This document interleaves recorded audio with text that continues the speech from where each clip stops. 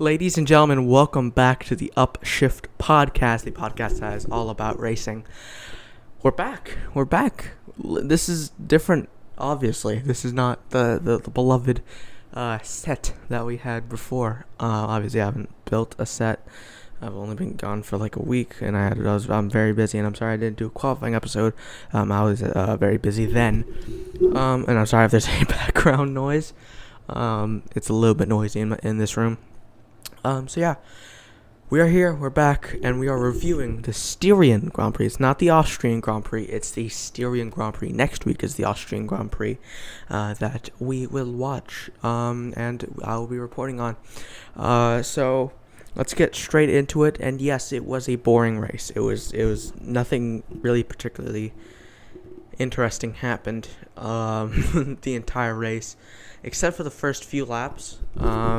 Lando got his head up into P3. Perez challenged for P3, but didn't really get into it. He actually overtook Lando into turn 1, sorry.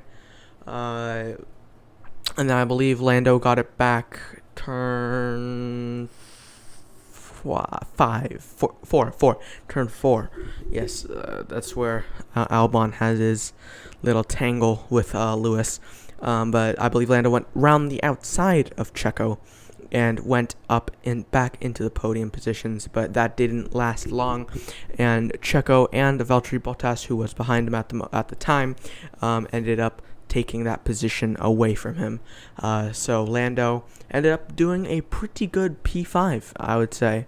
Started in P3, and I was talking to my dad about this, very, very, very mature drive from Lando. He knew that he couldn't keep up with them. He knew that if he kept trying to defend from them and kept trying to push them and trying to just keep that podium position, he would destroy his tires, and he would have just been out of the race and may have been down in like around P8. So I think he still would have gotten the points if he did that, but I think he would have been much, much lower. So a very mature drive from Lando. So he ended up backing off and ended up saving his tires all the way until the end, and he ended up getting P5, which is it's pretty decent, going from P3 in a McLaren. So very good job, Lando Norris. Also in the first lap, turn 3, there was a bit of an incident. Also actually turn 1, the entire incident started turn 1, where Gasly went wide. I forgot who was on his inside, but he got pushed off wide, and then in turn that pushed off Charles Leclerc, who is next to him. And when rejoining the track, Charles accidentally hit his front wing on the back of Pierre Gasly, and ended up giving Pierre a small puncture. It's a very big puncture. It was a very, very, very big puncture that ended up breaking some of his suspension and his floor, and that ended up having Pierre out. But Charles ended up breaking his front wing, and Pierre couldn't control his car into turn 3 and ended up hitting, I believe, Giovinazzi and Latifi. It was Giovinazzi and Latifi. So he did not have a very great opening lap at all, by any sense, and he lost a bunch of positions and ended up retiring, again via broken suspension and floor. Charles Leclerc ended up having to go into the pits. He ended up pitting 3 times in the entire race, I believe, and he did a very, very, very good race. To me, he was the driver of the day. He fell back a lot of positions, but ended up getting, I believe, P8 or P7. I have it here. Wait a second. But yeah, he did have a very, very good race, and it was a very great job by him. He started in P7, then went down to 18th after that crash, and then went back into P7 just behind his teammate Carlos Sainz. So a very great job from Charles Leclerc. You earn the Upshift Driver of the Day award. Again, doesn't really mean much, but it means something to me. But all the driver of the day candidates, one of them was unfortunately, well, not unfortunately for me and the Formula 1 fans, it's fortunate for George Russell. He had a very, very good race. It's such a good race. But there's a curse on that man. There's a curse on him that I cannot explain. He seems to be cursed whenever he's in the points. Whenever he does anything, he is cursed. He went up from 10th up to 8th and was driving, and he almost overtook Fernando Alonso in P7. He almost got him. And he was driving just such a mature race. Very, very great job from George Russell, keeping it consistent the entire race, being like just within a second of Fernando, Mr. Eyebrows, the entire race. And he just had a problem with his pit stop. And then something else, and then he had to come back into the pits because there was something wrong with his side pod. There's also a software issue, I'm pretty sure. And then came over the radio. George, we have a problem. We have to box. We're out of the race. I'm sorry. And very, very, very good radio message back from George. Very mature. He said something along the lines of, "You don't need to apologize. We're on this together. It's fine. We'll get them next week. We'll be back. We'll get points next week." So, which is true. I think that he'll probably get points next week. But it was so heartbreaking seeing George like that, because he deserves points now. I know he got points in Sakir, but he deserved way more than just P9 in Sakir in that Mercedes car. But he deserves way more than he got, and the Williams just has a curse on him. Actually, any car that he has now, even in the Mercedes, he has a curse on him whenever he's in the points. It's just that when, I believe, in Mugello, that red flag, he was running in the points, and then he had an engine problem, and they got overtaken by everyone. In Imola last year, he was in the points then got way too giddy on the power, spun out and crashed. And then Imola this year, Sakir last year, sorry.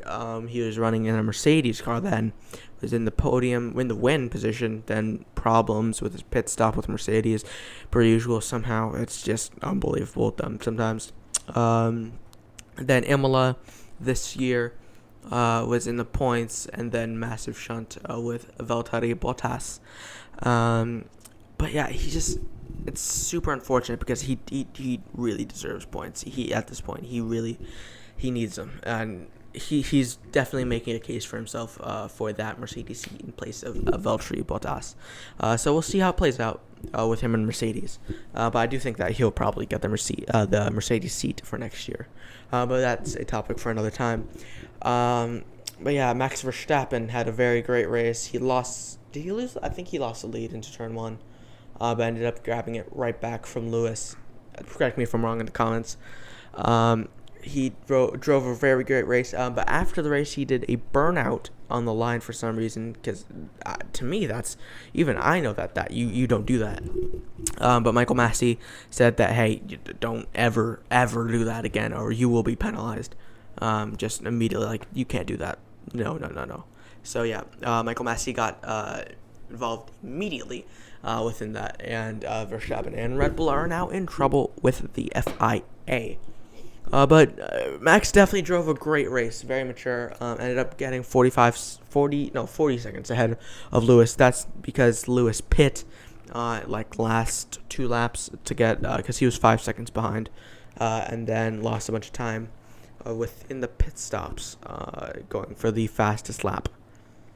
So it's a very, very, very well-crafted drive from Max Verstappen, and a very good drive from Lewis. But it's weird to see Mercedes and Lewis struggling this bad, especially since they're such a great team, and we're very used to their success in recent years, with them just winning really everything. So it's very odd to see them struggle this bad and be that much slower than Red Bull. But I have the finishing order here. Pierre Gasly and George Russell retire out of the Grand Prix. Nikita Mazepin finishes in 18th, lapped by his teammate somehow, might I add. I believe he was lapped by his teammate. Yeah, I think he was lapped by his teammate. Nicholas Latifi is in P17, followed by Mick Schumacher, Antonio Giovinazzi, Esteban Ocon, Daniel Ricciardo, I'll talk about him in a minute. Sebastian Vettel, Kimi Räikkönen, Yuki Tsunoda, Fernando Alonso, Lance Stroll, Leclerc, Sainz, Norris, Sergio Perez, Bottas, Hamilton, and Verstappen.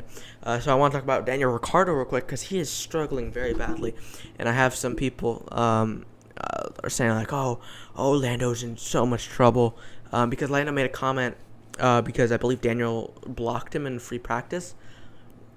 And he was like, it's a very weird move, it's very aggressive, and I have nothing against Daniel, just I feel like it was very aggressive. And then people got mad, like, oh, he's scared that Daniel's gonna beat him. This proved that Daniel's not beating him this year. Lando's for sure, no doubt in my mind, he's gonna beat Daniel this year. But Daniel's weirdly struggling. I've never seen him struggle this bad. Like, in Renault, I got his first year because it was a brand new team, and Renault wasn't very great. Because they didn't have the momentum they had in 2018, and they never really carried that momentum into 2019 and 2020. They got that momentum back, and got some podium finishes, but they never got that momentum, and were very slow in 2019. And I got that, but the McLaren is very fast. It's a very, very, very good car. Lando has proved that in Bahrain, in Imola, in every race he's been in so far, he's proved that McLaren is a very great car. In both his podiums this year, he's proved that's a very good car. Just Daniel, he hasn't really gotten into it. What's it called? I talked about with this episode with Josh that he can't. He's very used to riding the brakes, and Andreas Seidel said that he's very used to riding the brake the entire corner. Basically, that's how he is known as the last of the late breakers by Crofty. He held the brake the entire corner basically, and he can't do that. He simply can't do that in the McLaren. He's not used to it, and I don't know if he ever will get used to it. But it's very odd to see Daniel struggle. But I hope he does get his mojo back. But I think he'll get it going around Spa time when he has 12 races under his belt. But yeah, I think that he will.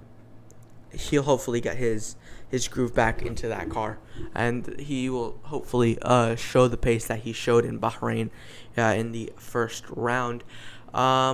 What's his name? Carlos Sainz is also a guy I want to talk about. He went from P11, I believe, because Tsunoda got the penalty. Yeah, P11, I believe, or P12. I forgot. But he ended up finishing in P6, which is a very good result for Ferrari. I keep saying McLaren. Whenever I bring up Carlos, I always say McLaren. But that helped. His result helped in the midfield battle with McLaren and Ferrari. I believe McLaren are still leading the standings. Yeah, that McLaren are in the lead by 12 points. They have 120, and Ferrari have 108 points to their team, which is very decent. Much bigger step up from last year. So very good. And I'm really interested to see how that actually plays out, because they both have very talented lineups. They're very, very, very talented and very young driver lineups. Except Daniel's what, 33? He's not that old. For an F1 driver, obviously. But yeah, it's very, very, very exciting to see these drivers fight for this P3 in the Constructors' Championship. So I'm interested to see how exactly this plays out. Sergio Perez and Valtteri Bottas also had a fight in the last few laps. Sergio Perez was gaining on Valtteri a lot of laps, I believe, from lap 20 all the way to lap 70 or something like that, or lap 65. He was gaining the entire time. He was right on the back of Valtteri, but he was Red Bull okay, coming to the pits, box you onto softs. We're going to go for the fast lap, and we'll probably catch Valtteri. We have enough time to catch Valtteri. And they ended up catching Valtteri. I believe he finished only 6/10 behind Valtteri. which is very, very, very good. It shows that Perez has the pace to be right there. He finished 5/10, just behind Valtteri Bottas. It's a very, very, very good sign for Red Bull, and they finally found someone who can actually deliver. Unfortunately, my boy didn't deliver, Alex Albon, but Perez is performing very well, and he should be proud of himself that he is up into P3 of the Drivers' Championship, and has been for 2 weeks now, I believe, since his win in Baku. Yeah, 2 weeks now. So yeah, very good job from Sergio Perez. Valtteri Bottas hangs on to the podium position and finishes out the top 3, which is Verstappen, by the way. Which is Verstappen, Lewis, and then Valtteri. He ended up holding off the charge from the Mexican of Sergio Perez. So hopefully Bottas gets his groove back as well, because it's very bad for him to see him struggling this entire year and George excelling at Williams. So just hopefully he gets, for his sake, gets his groove back and figures out what he is doing wrong and what he needs to do right to get back to the front. So hopefully he will figure that out. I wanted to talk about one more person, but I forgot. Yeah, Yuki Tsunoda had a very decent race. He ended up finishing in the points. He started in P11 from the 3-place grid drop from P8 for beating Bottas, and he ended up getting P10, which is pretty decent for him. He scores for the 3rd time this season. I believe he scored in Bahrain, Baku, and here. For the 3rd time of this entire season. So that's very, very, very good for him. It's a very good sign that he should be improving, and he is showing a little bit of the pace that he showed in Bahrain. I don't know. I'm still kind of worried about him, that Red Bull aren't going to be very patient with him if he doesn't keep this form, because he only has 9 points compared to Gasly's 37. So that's very bad for him. And we'll see. We'll see how this season plays out for him in the coming races. But here's the the Drivers' Championship. Nicholas Latifi is last, followed by Nikita Mazepin, Mick Schumacher, George Russell, Antonio Giovinazzi, Kimi Raikkonen, Yuki Tsunoda, Esteban Ocon, Lance Stroll, Fernando Alonso, Sebastian Vettel, Daniel Ricciardo, Pierre Gasly, Carlos Sainz, Charles Leclerc, Valtteri Bottas, Lando Norris, Sergio Perez, Lewis Hamilton, and finally our championship leader by 18 points is Max Verstappen. So yeah, that is all we have time for today. We are at around the 18-minute mark. So yeah, thank you guys so much for watching and or listening. If you're on audio only, please go over to the YouTube channel Upshift on YouTube. The T in Upshift is a 1, of course. So thank you everyone so much for watching or listening. Follow me on Instagram. Everything is always in the description below, and I'll see you all later for next week, the Austrian Grand Prix, since this is the Styrian Grand Prix. So thank you all so much for watching, and I'll see you later. Bye bye.